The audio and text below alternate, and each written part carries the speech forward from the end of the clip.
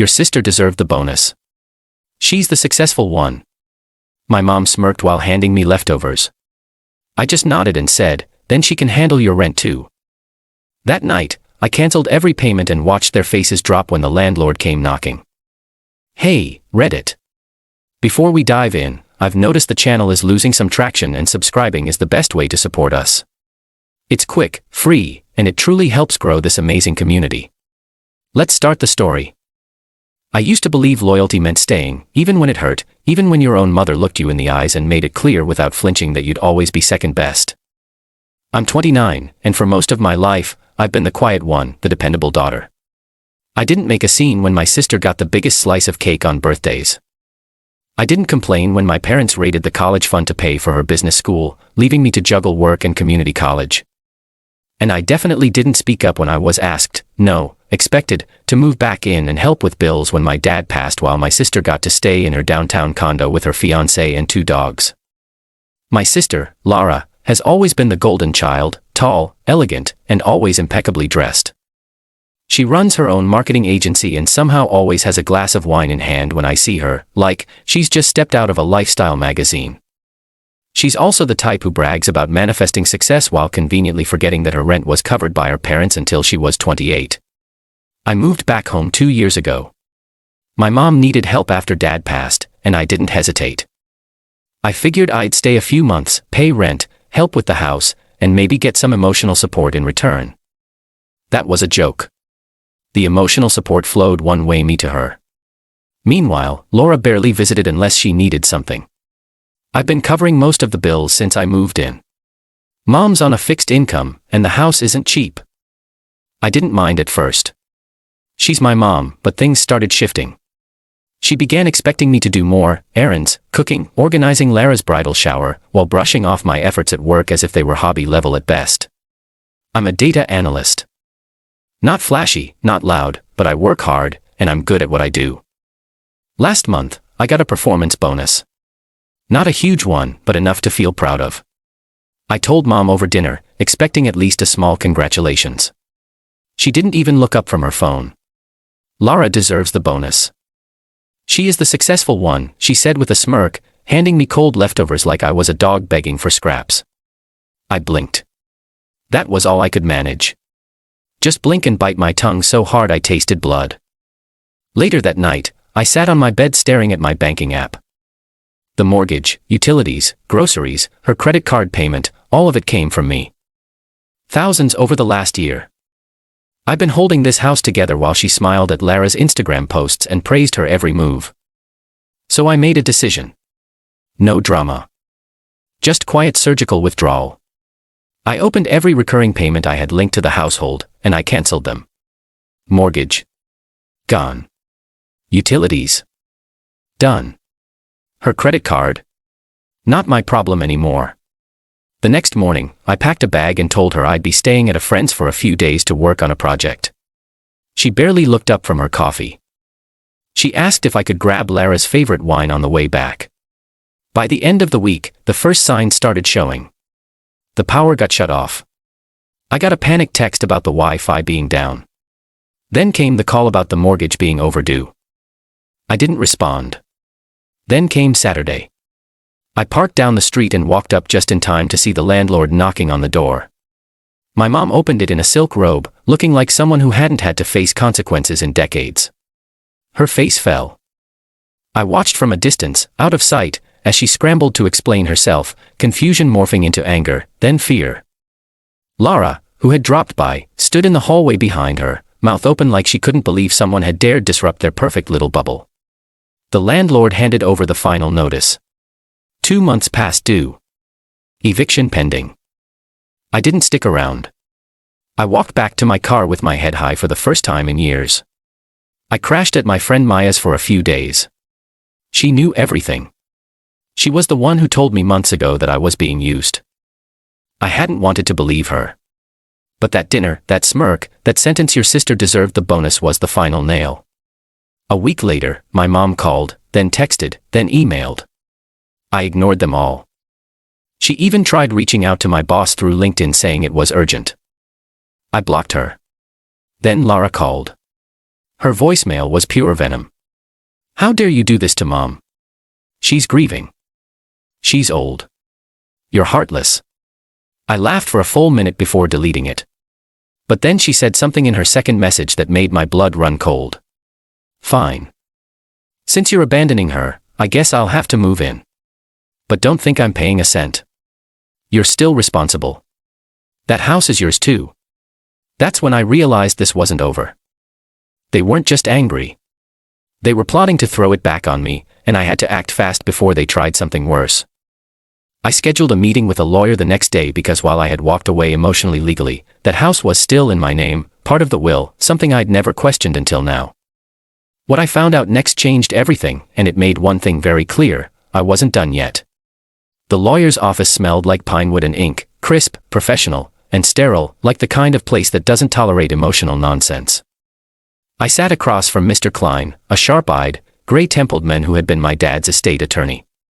He remembered me instantly. Your father's will was very straightforward, he said, flipping through the file.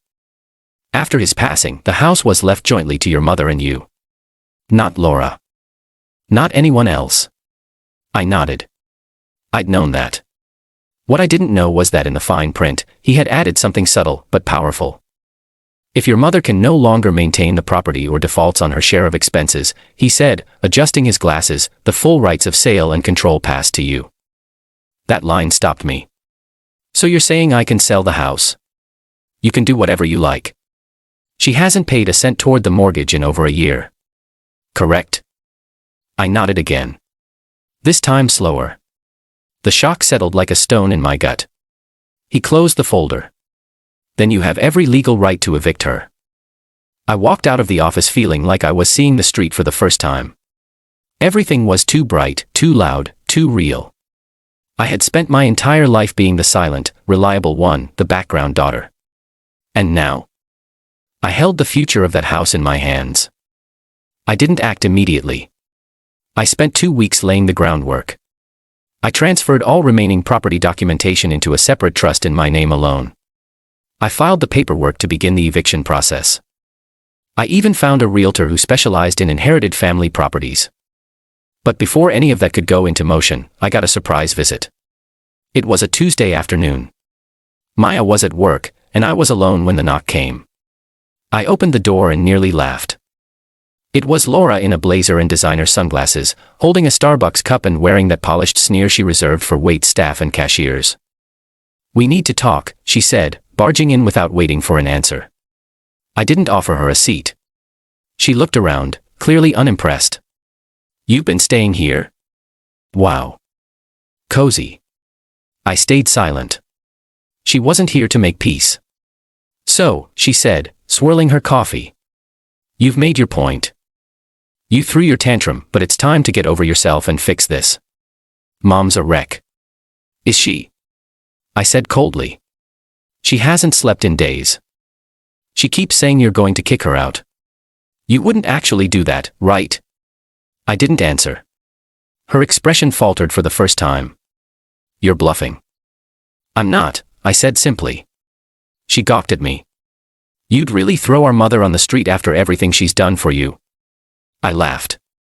I couldn't help it. You mean like stealing my college fund for your tuition or praising your Instagram career while I paid the mortgage? That's not fair, she hissed. No, I said. It's finally fair. She tried again. Look. You're angry. I get it. But selling the house, you'll regret that. That's our family home. Our home. I repeated. Funny. You didn't seem to care when I was the one scrubbing its floors while you played CEO downtown. I didn't ask you to do that, she snapped. No, I said. You just let me, like you always do. She set down her coffee on the table like she owned the place. All right. Let's make a deal. You keep the house, but let Mom stay. She can't live anywhere else. She doesn't have money. She doesn't have money, I repeated slowly. But she gave you a $3,000 bonus for your birthday last year. She made me pay her vet bills. She told me to bring home wine for you, and she gave me cold leftovers and a smirk when I told her about my raise. Lara froze. I stepped closer. You want to talk about consequences? Here's one. The house is being sold. You and Mom have 30 days. I've already filed the notice. You're bluffing, she whispered again. I'm not. I walked over, picked up her coffee, and handed it back to her. Enjoy your condo, Lara, and tell Mom she should start packing. She stormed out with nothing else to say. The fallout was immediate. My mom called sobbing 2 hours later. I let it go to voicemail. Then she texted me a long, rambling paragraph about how she never meant to make me feel unwanted and that she was just trying to motivate me. She begged me to reconsider. Then came the guilt. How dare I humiliate her? Where would she go? This was her home. I ignored it. What followed was worse. She started calling friends and relatives, painting me as the villain. I got texts from 2 aunts and a family friend asking if I'd really evicted my grieving mother. I sent them screenshots of the mortgage history and utility payments all from my account. Not a single one replied after that. The next month passed in a blur. I met with realtors. I finalized paperwork. I returned to my apartment hunt, this time with options I could finally afford since I wasn't bleeding money for someone who never respected me. Lara tried again, this time with a lawyer. But when I sent over the will clause and my payment history, they backed down fast. I had receipts for everything, literal and metaphorical. 32 days after I sent the notice, the house was empty. I visited one last time before it was listed. I walked through the living room where my dad used to read the paper, the kitchen where I made dinner for 2 people who never said thank you. The hallway where I overheard my mother once tell Laura, she's not like you. She's quiet. She'll always need someone. She was right, but not in the way she thought. I did need someone. I needed me. The version of me who finally showed up the night I canceled those payments. The one who stopped begging for validation and started demanding boundaries. I left a single envelope on the kitchen counter before locking the door. Inside was a note. You always said Laura was the successful one. Maybe now she can take care of you. The house sold above asking price. I used part of the proceeds to put a down payment on a quiet condo near the water. Maya helped me move. My boss gave me a surprise promotion 2 months later. Apparently, cutting toxic family ties did wonders for my performance. As for Mom and Laura, last I heard, they're living together, fighting constantly. Their landlord requires payments in full. No delays, no drama, just business. I haven't spoken to either of them since. And for once, it's peaceful.